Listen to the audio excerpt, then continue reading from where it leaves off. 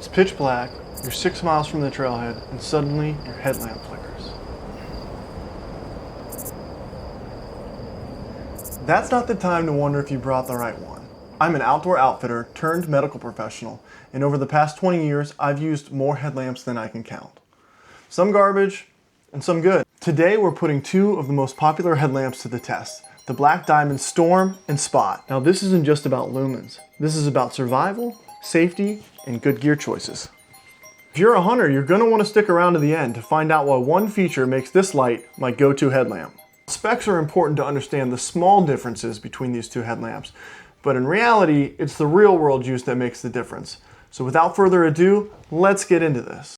What we have here, these three, are all Black Diamond Storms. These two in the middle are of the prior generation, and this is the new one, which is the dual fuel model. We'll talk a little bit about those differences, and then we've also got the Spot. So of these, they all generally work about the same, so we're just gonna go ahead and pick one, and we're gonna go over some of the functions of it. Okay, so there's a couple buttons on here, two along the top. One is to turn it on. The other will cycle through modes. Now each of these, both the Spot and the Storm, have these three different settings. The difference being that several of the different modes are going to be brighter on the Storm, and the Storm has multiple colors, green, red, and blue. So you can see those here. By holding down the small button on the top, I can cycle through those. There's red, green, and blue. Okay, so another thing that you have on the top, this big button, other than on and off, if you double press it, it will turn any of the current modes into flashing mode. And if it's on and you hold it down, it will cycle to dim till it flashes and back to bright and then flashes again. So as it flashes, it tells you it's reached the darkest point there. As I hold it some more and it flashes, it shows you the brightest point. And it'll do that through all of the different light settings. Now the point of these different lights, I'll show you now, and it's pretty easy to see. Obviously you've got a night vision mode, if you will, and that works, you know, in the varying colors here. We're gonna get a little bit further into the purpose of the different colors in a moment. But going back to the white, you've got two modes. The center beam, which is very bright. It's a spotlight. It's very concentrated. This is gonna be your brightest beam. And then we also have this beam, which is a tiny little guy in the corner. And as you can see the difference between these as I cycle through, spotlight and then more of a floodlight. Okay? Now some other features that you'll see on this thing, whether it be the either of these models, is they're going to come with the ability to show the battery. So that's showing your battery level. And also, if you hold both of these down, and you'll see a flash here in a second, now it's in locked mode. And lock mode is very important if this is in your pack. I highly recommend that every time you put it in your pack, you hit lock mode, because otherwise what's going to happen is, if not, and we're going to turn it off of lock mode here. To do that, you just hold down both of them again till the flashing stops. You saw the light turn on, now our light's on. But what can often happen is it's in your pack, it turns on, it's against something, you have no idea because you don't see the light, and by the time you go to use it, it's dead, okay? So that sums up features that are across both of them. Now they both include a strap that's easily adjustable, and with the new model, they've even minimized the size of the strap. You can see that we've got a little bit burlier strap compared to the new one, and what that does is it just minimizes weight and bulk while still maintaining the same features and function. Now, the main difference between the two headlamps is really going to be the brightness overall. So let me switch this out. Oh, look at that. This is my wife's headlamp. I was going to say it was dead, but it is fully charged. So I thought she had it in lock mode. Maybe she does. Maybe she does. So let's turn it off of lock mode. Flash is there. There we go. Okay.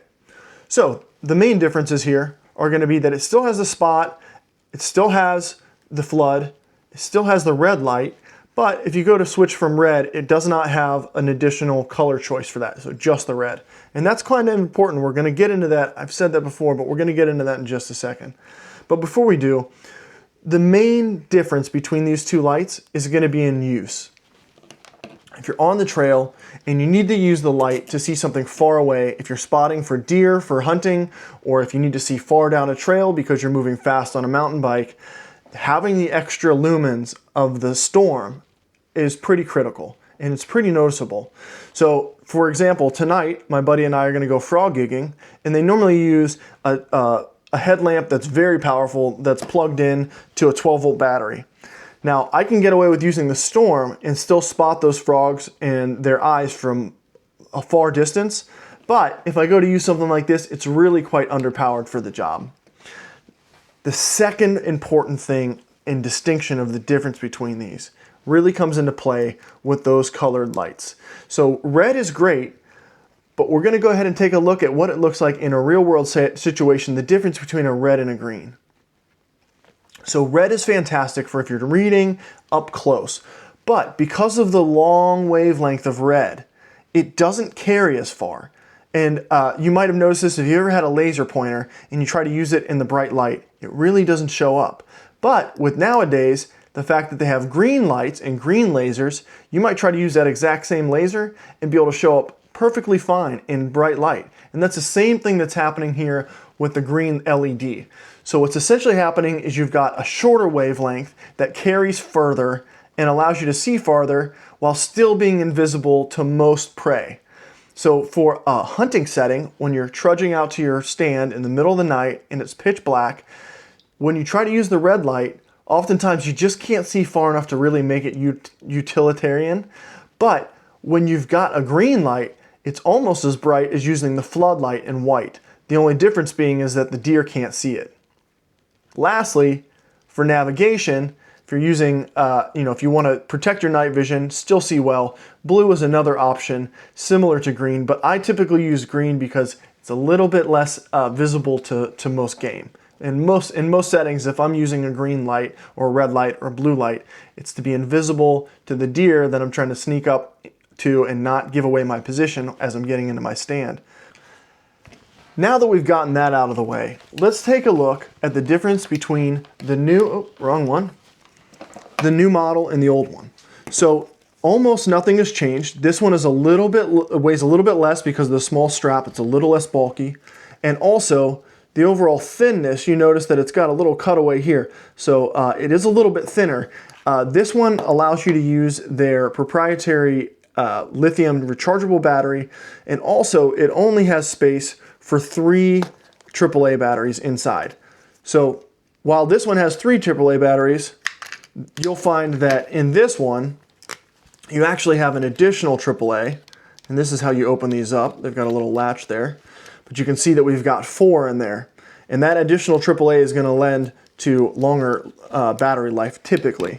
Now that might be countered by the fact that the LEDs in this are a little bit newer, and the newer generation LEDs might be a little bit more efficient. Now we'll have to go to the specs to look at that one. I don't know off the top of my head.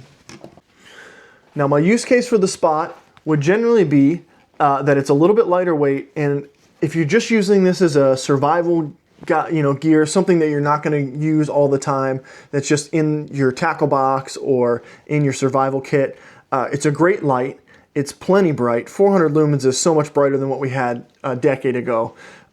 It's just not going to have those additional features of the green light and the extra 50 lumens that you got in the Storm. And so it's still a great light. Like I said, my wife generally uses this one. It does fine for around camp. If I'm doing something like hunting, then I really like to go for the Storm. This is going to have that little extra oomph. Now at this point, if you're still trying to figure out which headlamp you want, I'm going to be honest with you. I've always been told that 2 is 1 and 1 is none. And what that means is that if you got one headlamp and it breaks, you're SOL. So you should always have 2. So in my recommendation, it's to have probably 1 of each. And the way that typically works out for me is my wife carries hers and I've got mine. And we always normally carry another flashlight in our pockets that's not maybe a headlamp. And between the 3 of those, we seem to be good to go. So my recommendation is actually to have both. So now that we've gone through the nuts and bolts of the differences in headlamps and my preferences and why you might want to choose one over the other, I do want to talk about my personal experience, some of the pros and some of the cons of these black diamond headlamps. Okay, so first off, This one I've had for about 2 years. Right after I bought it, unfortunately I fractured the screen of it. So you can actually see that I've got a couple cracks on that, and that happened in my pocket or in my pack almost immediately. So that's one way that I found to break these. Now this one is probably going on 10 years old, and what I've noticed is that I've broken actually the clip here where this opens up.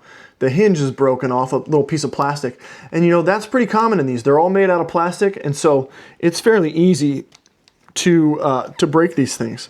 You know, I generally think that most people are probably not as tough on their gear as I am. I end up using this quite a bit, and I forget about it as it's in my pack. But it happens, and you know, these both still work, but there are definitely some issues that arise from this being made out of plastic as opposed to maybe aluminum. And that's why I keep ending up with new ones. So, you know, what ends up happening is I get a new one, and this becomes my primary, and this one stays in the pack. And if I need it, I grab it. And oftentimes what happens is I'm using this on its brightest setting until that brightness wavers as I wear out the batteries, and I go and grab this one because I'm trying to do something that requires all 450 of those lumens that might only last an hour or two before they start to diminish. Now, even though these have both broken in the past, or I've gone through several of these in the past, I still really like them. I think it's one of the best thought out, most durable, most useful headlamps on the market.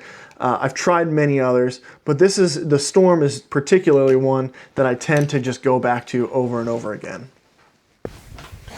Now, if this review helped you make a decision on this headlamp, or whether you want to get this one or another brand, the Spot or the Storm, please let me know in the comments. I'd be happy to do other reviews on other headlamps. As you can see, I don't have enough of them as it is. And if you want more content like this, please like and subscribe.